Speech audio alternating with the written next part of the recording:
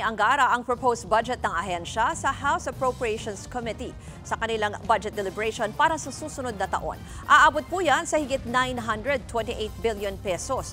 Pinakamalaking budget ng DepEd na sa ngayon. Para po sa detalye, makakausap natin sa linya ng telepono si Marian Enriquez. Marian, ano-ano daw ba ang paglalaan ng proyekto ng DepEd para sa kanilang budget proposal sa 2026?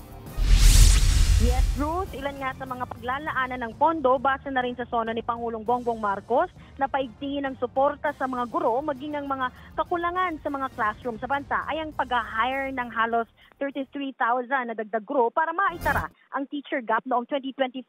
Magde-deploy din daw ng higit 11,200 na administrative officer 2 para makatulong sa admin workload at ang paglalagay ng 5,000 project development officer para tumulong sa mga guro sa implementasyon ng mga proyekto o program sa mga eskwelahan.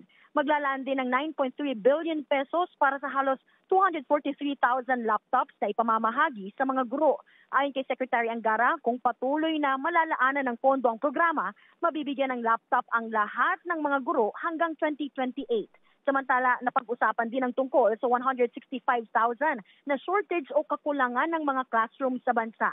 Sagot ni Anggara, ilan sa mga dahilan ay ang paglobo ng populasyon, urbanization, lalo't ang pinakamalaking shortages ay ang mga highly populated regions o kaya doon sa mga may bagong tayo na relocation sites kung saan walang probisyon para sa mga school sites.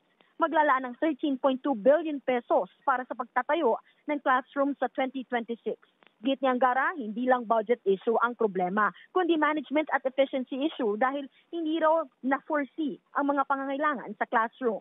Ruth, pinag-usapan nga rin na kanina sa budget deliberation yung nakaraang taong budget ng 2020 or ng DepEd ng 2025. Nilinaw ni Anggara na hindi binawasan bagkus ay nadagdagan pa nga ang kanilang pondo para sa 2025 sa bersyon ng Kamara. Pero nabago yan lahat noong matapos sumalang sa Bicameral Conference Committee. Yan muna ang latest dito sa Kamara. Balik sa iyo. Yan pong Express Report ni Marian Enriquez. Mga kapatid, Ruth Cabalco, para sa mabilis na pasada ng mga balitang dapat niyong malaman, mag-follow at mag-subscribe sa social media pages ng News 5.